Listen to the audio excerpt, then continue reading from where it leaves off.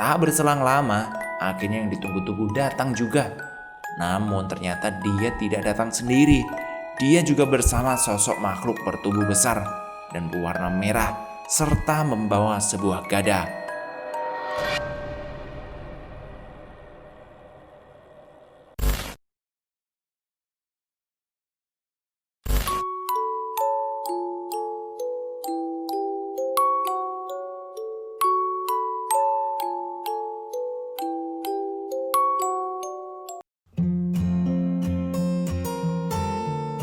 Hai semuanya, terima kasih yang masih setia dengerin Untung Direkam. Kali ini kita part terakhir. Jadi buat teman-teman terima kasih yang udah nonton part 1, 2, dan 3. Ditonton dulu, linknya ada di deskripsi. Ini masih tulisan Mas Hupe yang misteri kematian Susi.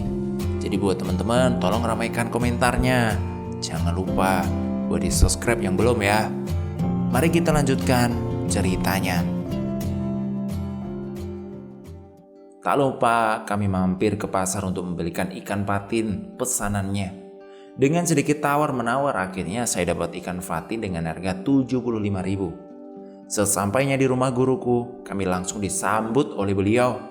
Nah, ini yang aku tunggu datang juga, kata beliau saat kami memarkirkan motor. Aku pun langsung menghampiri beliau dan mencium tangannya. Udah, ayo masuk. Sini ikannya, biar dimasak sama istri, katanya. Kami pun masuk dan memberikan ikan pesanan beliau ini. Kemudian beliau menawari kami minum dan membawa ikannya ke dapur. Tak berselang lama, guruku datang dan dengan membawa 4 cangkir kopi, lalu duduk tepat di depan kami. Jadi bagaimana ini Pak? Coba Bapak jelaskan apa yang Bapak ketahui soal masalah Susi. Jadi gini ya nak. Kemarin setelah kalian datang kemari dan menjelaskan apa yang sedang kalian lakukan, Bapak langsung menelpon Pak Rahmat. Beliau ini bagian pengecekan kesehatan jasmani bagi para calon guru. Terus gimana Pak?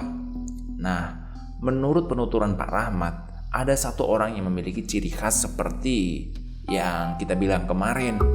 Dia adalah guru olahragamu. Dia orang yang berbahaya karena memiliki keahlian bela diri. Dia juga memiliki ilmu kanuragan yang lumayan, jelas beliau. Aku yang mendengar penjelasan guruku cukup kaget mendengarnya. Menurutku guru olahragaku ini orangnya baik dan pandai bergaul dengan anak muridnya. Ya walaupun matanya suka jelalatan kalau ada guru perempuan atau wali murid wanita. Tapi aku pikir mungkin jiwanya memang masih muda. Yang bener sih Pak, masa beliau orangnya? Perasaan beliau itu orang baik loh Pak, kata aku. Ya kamu buktikan aja sendiri. Bapak punya strategi, coba deh kamu lakukan. Rencananya apa Pak? Setelah dari sini, kamu pergilah ke rumah guru olahragamu. Minta remedi. Dia pasti menyarankan untuk remedi besok pagi di lapangan umum yang biasanya murid-murid melakukan olahraga. Beliau mulai menerangkan strateginya. Begitu ya Pak. Nah, saat di lokasi pasti masih sepi kan. Coba kamu pancing-pancing dengan pernyataan tentang hantu Susi itu. Kembali guruku menerangkan. Iya. Terus gimana Pak? Kalau dia memang bersalah, dia pasti gugup dan mencoba mengalihkan pembicaraan itu. Kamu tekan terus dengan pernyataan tentang Susi sampai dia terpojok. Lalu kamu suruh Susi menampakkan wujudnya pada guru olahragamu. Saat itu kita rekam dan kita ambil pengakuan dia. Bisa. Terus gimana Pak? Prak! Suara meja digebrak oleh guruku. Kamu itu loh, ada orang dari tadi menjelaskan kok. Iya, terus. Didengerin apa tidak sebenarnya penjelasan Bapak ini? Aku kaget luar biasa. Suara gebrakan meja itu. Bahkan Teddy saat minum kopi sempat tersendat dan berlari keluar rumah sambil menutup mulut dan hidungnya. Suara Teddy batuk di luar rumah guruku. Maaf Pak, maaf. Saya memperhatikan kok, jawabku. Kulihat Sinyo juga menahan tawa dengan menghadap ke belakang lalu menutup mulutnya. Bapak, pinter juga ya. Aku saja nggak kepikiran sampai di situ loh. Ya iyalah, kalau tidak pintar, nggak mungkin aku jadi guru, jawabnya. Setelah berbincang-bincang dan mengatur strategi, kami memutuskan untuk pamit dan langsung menuju rumah guru olahragaku. Ya sudah Pak, kita pamit dulu ya Pak. Nanti kita bakalan langsung ke rumah guru olahragaku. Ya sudah. Ingat loh ya, hati-hati. Dia bukan orang sembarangan. Tenang Pak, tenang. Sama-sama paham kan? Doakan saja ya Pak, semoga semuanya lancar. Setelah itu aku mencium tangan beliau dan langsung menjalankan rencana kami. Di tengah jalan, Teddy mengajak berhenti sejenak untuk minum es tebu.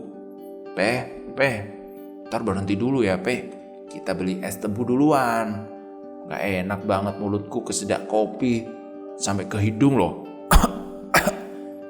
Aku hanya manggut tanda setuju. Enak gak Ted? Aku dari tadi pengen ngakak sih sebenarnya ngeliat kamu kayak gitu. Enak endokmu itu. Akhirnya kami mampir sejenak sambil menghabiskan sebatang rokok. Lalu minum es tebu. Setelah merasa sudah segar, kami melanjutkan perjalanan menuju rumah guru olahragaku. Sesampainya di sana, aku memanggil motor, lalu mencoba mengetuk pintu. Assalamualaikum, Pak. Assalamualaikum, teriakku sambil mengedor-ngedor pintu. Tak ada jawaban dari dalam. Assalamualaikum. Kembali kuulangi hal yang sama. Dek, nyari siapa dek? Kata tetangga guruku. Nyari Pak Y bu. Saya muridnya mau minta remedi, kataku. Oh, di belakang paling dek. Coba aja lewat samping. Biasanya jam segini tuh orangnya ada di belakang rumah. Tuh, ngurus pohon, katanya. Oh, iya bu. Iya, terima kasih ya bu. Kami pun langsung menuju samping rumah. Dan benar saja ada jalan kecil untuk menuju ke belakang. Namun saat hampir sampai belakang, aku dihadang sosok genderuwo dengan matanya yang sangat merah. Dan tentu badan yang penuh dengan bulu, taring panjang dan kuku panjang. Sangat menyeramkan. Sosok ini melihatku dengan tatapan tidak suka dan seakan ingin mengusirku. Nyo, Ted, mundur sebentar. Ada sosok yang menghadang kita, kataku. Yang bener, Pe. Sosok apaan? Genderuwo. Kayaknya bener apa yang dibilang guruku bahasa Inggris. Dia ini juga mempelajari ilmu-ilmu, jelasku.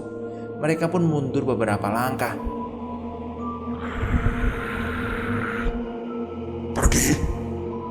Pergi, kata sosok itu sambil menggeram dan menunjukkan kukunya yang panjang. Aku tidak akan pergi. Aku ada urusan dengan pemilik rumah ini. Jangan ganggu aku, kataku. Sosok itu tidak menjawab, malah mencoba mencakarku. Aku menutup mata dan membaca mantra. Kuku sosok itu tertahan tepat di depanku. Kalau kamu mengganggu, jangan salahkan aku. Kalau aku harus membakarmu, kataku. Sosok itu tidak bergeming dan coba terus melawan. Aku kembali membaca mantra sambil menunjuk sosok itu dengan jari telunjukku. Panas! Teriak sosok itu dan kemudian menghilang lenyap. Aku pun menyuruh Teddy dan Sinyo menunggu di luar. Takut akan terjadi hal buruk sama mereka. Nyo, Ted, tunggu di luar aja ya. Aku mau masuk sendiri, jawabku. Mereka mengangguk kompak dan duduk di atas motor. Aku langsung masuk ke belakang rumah. Dan aku lihat sedang menyirami tanaman dengan hanya menggunakan celana pendek, tanpa menggunakan baju. Aku lihat bekas luka pada punggungnya. Ternyata benar, ini orangnya, batinku. Assalamualaikum Pak. Assalamualaikum. Waalaikumsalam, katanya sambil menengok ke arahku. Oh alah Pe, ada apa Pe? Tanyanya. Begini loh Pak, saya mau minta perbaikan nilai sama Bapak. Oh ya udah, ayo masuk dulu, tawar guruku. Udahlah Pak, nggak usah di sini aja. Lagian saya juga sama temen tuh di depan lagi jagain motor, kataku beralasan.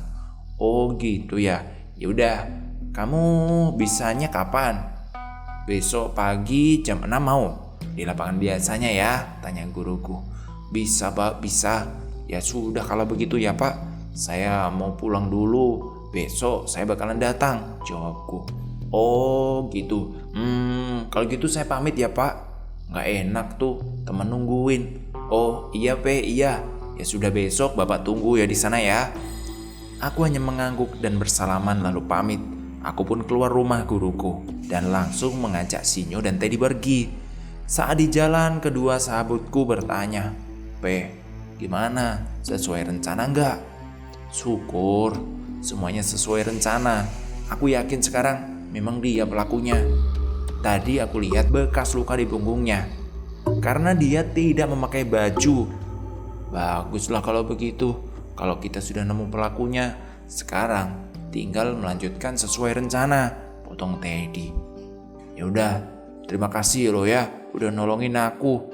Emang kalian temen the best lah pokoknya. Iya, ya sudah. Heleh gayamu. Berteman setahun 2 tahun aja, kita kan udah teman dari kecil, kata Sinyo. Oh, dari dalam perut malahan, tambahan Teddy. Akhirnya kami pulang menuju rumah Teddy. Tepat di siang itu, karena ada janji dengan teman dari Bali untuk mabar game online saat itu. Semoga semuanya ini lekas selesai, batinku saat itu. Keesok harinya, pagi-pagi tepat 5:30, aku berangkat menuju lapangan sesuai dengan kesepakatan kemarin. Aku mengajak sosok Susi, Sinyo, Teddy, dan beberapa teman lain termasuk Mbak Putri, hanya untuk menjaga-jaga saja jika ada sesuatu yang tidak diinginkan. Sesampainya di sana ternyata guruku belum datang. Akhirnya kami melakukan pemanasan sendiri dan berlari kecil. Tak berselang lama, akhirnya yang ditunggu-tunggu datang juga. Namun ternyata dia tidak datang sendiri. Dia juga bersama sosok makhluk bertubuh besar dan berwarna merah serta membawa sebuah gada. Ternyata dia membawa penjaga juga. Aku atau dia sebenarnya yang dijebak di sini, batinku. Susi langsung bersikap aneh melihatnya. Dia begitu marah dan menggeram seperti ingin menyerang guruku. Kayak dia orangnya, kata sosok Susi. Tenang Sus, tenang. Mbak Putri, tolong tenangkan Susi. Aku tidak mau rencana kita hancur, kataku. Mbak Putri pun menahan Susi dan menenangkannya. Guruku akhirnya turun dari sepeda lalu menghampiri kami. Dia melihatku dan tersenyum aneh sebelum berdiri di depanku. Entah apa arti senyuman itu. Ini kok ramai-ramai? Bukannya yang murid saya semua satu, kata guruku. Iya Pak, kami sahabat Hupe. Mau nemenin dia remedi aja, biar tidak sendirian, kata Sinyo. Kembali guruku tersenyum dan aneh melirikku dengan tatapan yang tajam. Aku membalasnya dengan tatapan yang tak kalah tajam. Tiba-tiba terasa sebuah setruman di badanku. Aura tubuh guruku juga terlihat meluap-meluap saat itu. Aku tahu dia mengeluarkan auranya mencoba mengintimidasiku. Aku juga tahu kalau dia sebenarnya melihat Susi dan beberapa sosok di belakangku. Sebenarnya apa rencananya? Aku tahu dia bisa melihat mereka, makanya dia bilang kok rame-rame. Aku akan ikuti permainanmu Pak, batinku. Oke kalau gitu, pertama kita pemanasan dulu ya, kata guruku. Kita udah pemanasan dari tadi Pak, langsung saja, jawabku. Oh gitu ya, bagus. Kalau begitu kita mulai lari mengelilingi lapangan dulu 5 kali ya, katanya. Siap Pak, siap. Kami pun mulai berlari mengelilingi lapangan. Mata guruku tak lepas dariku. Dia selalu melihatku dan ku balas menatapnya. Setelah berlari mengelilingi lapangan, aku kembali menghadap guruku. Sudah Pak, sudah. Oke, kita lanjut push up ya, 25 kali, katanya. Aduh, bertele-tele sekali batinku. Setelah selesai kembali mencatat nilai. Ya, kalau gitu sekarang sit up ya, 25 kali. Kembali perintahnya. Aku pun kembali melaksanakannya. Setelah selesai, aku kembali melapor. Sudah, Pak. Dia tertawa aneh. Kini pandangannya mulai berbeda. Kok malah ketawa, Pak? Udah selesai nih, kataku. Itu yang perempuan kok pada gak ikutan? Katanya dengan tatapan marah. Aku sempat kaget dengan ucapannya. Ternyata benar dugaanku. Dia memang bisa ngelihat mereka. Auranya juga lumayan kuat batinku. Perempuan yang mana sih, Pak? Papa ini jangan horor gitulah, pancingku. Lama gak ketemu sama Susi. Kenapa? Kamu mau balas dendam? Kata guruku mengacuhkan pertanyaanku. Susi kembali memberontak. Tanpa aba-aba, dia langsung terbang menuju guruku dengan cakarnya. Namun makhluk raksasa berkulit merah yang sedari tadi duduk menyaksikan kini berdiri. Tak! Suara gada makhluk itu mengenai Susi dan membuat Susi terpental jauh. Namun ditahan oleh Mbak Putri. Makhluk itu tertawa kencang luar biasa. Nyoh, Ted, mundur dulu. Keadaan mulai gak bagus ini, kataku. Iya, Pe, iya paham, kata Teddy yang mulai mundur dan diikuti Sinyo. Maaf, Pak, bukannya saya ikut campur. Tapi ya namanya salah ya tetap salah. Harus dipertanggungjawabkan, kataku. Lebih baik kamu tidak usah ikut campur, Pe. Daripada nanti kamu aku hajar, mau, katanya. Jangan sombong lah, Pak. Di atas langit masih ada langit, kataku. Saat aku bicara tanpa babi bu, makhluk besar itu mengayunkan gadanya padaku. Tak! Suara senjata gada makhluk itu ditangkis Mbak Putri. Jangan sekali-kali kamu menyakiti dia. Kamu tidak tahu siapa anak ini. Sebaiknya jangan memancing emosi, kata Mbak Putri. Makhluk besar itu hanya tertawa di depan Mbak Putri. Mbak Putri dan makhluk itu pun bertarung di tengah lapangan, membuat angin bertiup kencang karena benturan energi mereka. Pagi yang seharusnya mulai cerah saat itu hanya mendung petang dan tiupan angin kencang. Hanya beberapa sosok yang tak terlihat sedang menyaksikan pertarungan makhluk raksasa itu melawan Mbak Putri, tapi tidak berani mengganggu. Saat sedang menyaksikan pertarungan, tiba-tiba aku terdorong bahkan sampai jatuh terguling-guling. Asu! Teriakku karena merasa sakit tepat di dadaku. Aku lengah. Saat menyaksikan pertarungan Mbak Putri, ternyata guruku menyerangku dengan tenaga dalam. Untung tidak terlalu parah, hanya membuatku sesak nafas saja. Hei, kalian, tolong serang dia. Aku mau mengatur nafas sebentar, perintahku pada sosok genderuwo, pocong dan ular yang aku bawa dari rumah. Walau aku yakin mereka tidak akan menang, aku sempat menyesal juga. Kenapa aku tadi tidak mengajak sosok yang lebih kuat? Aku terlalu meremehkannya. Padahal guru bahasa Inggrisku kan sudah mengingatkan, batinku. Kulihat sosok yang membantuku dan Susi terpental di depan karena beradu energi dengan guruku.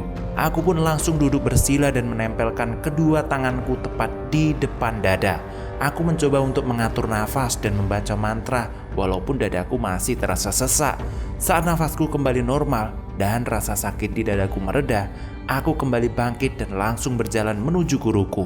Aku melihat para sosok yang membantuku sudah kalah telak dan lenyap begitu saja. Bahkan Susi yang energinya lebih kuat dari sosok-sosok yang aku bawa ternyata juga sudah tidak berdaya. Aku pun mengambil kuda-kuda dan mencoba untuk menyerang dengan tenagaku.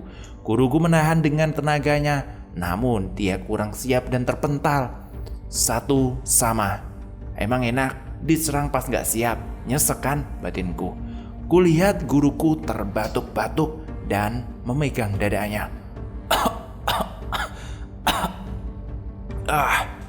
Sudahlah Pak, sudah.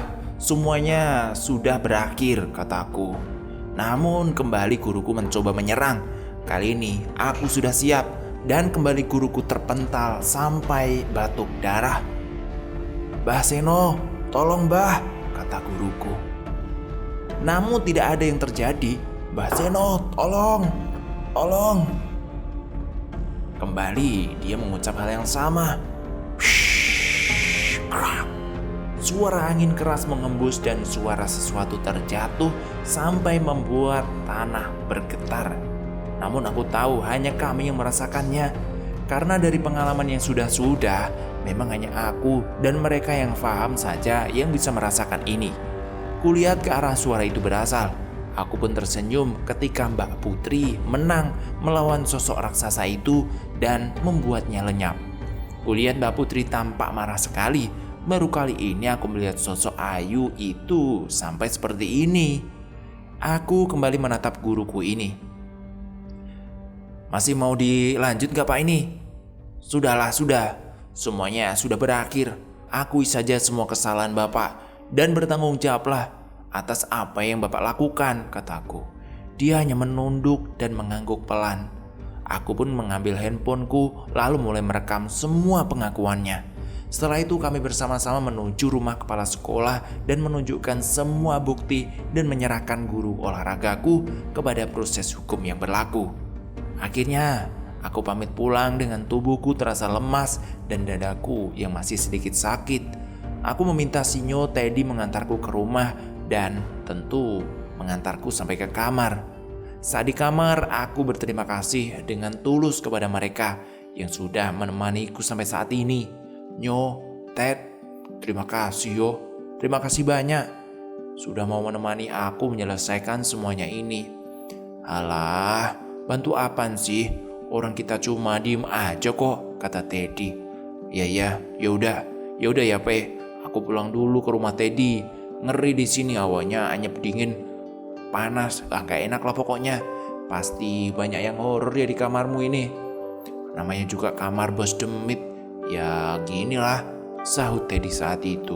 Aku hanya tertawa saja mendengar ocehan mereka. Ya udahlah, terima kasih. Terus akhirnya semuanya ini telah berakhir, batinku. Akhirnya Sinyo dan Teddy pulang ke rumahnya. Guru olahragaku dikeluarkan dari sekolah dan menyerahkan ke polisi ditemani kepala sekolah. Susi, di mana Susi? Ya, dia sekarang ikut tinggal di rumahku.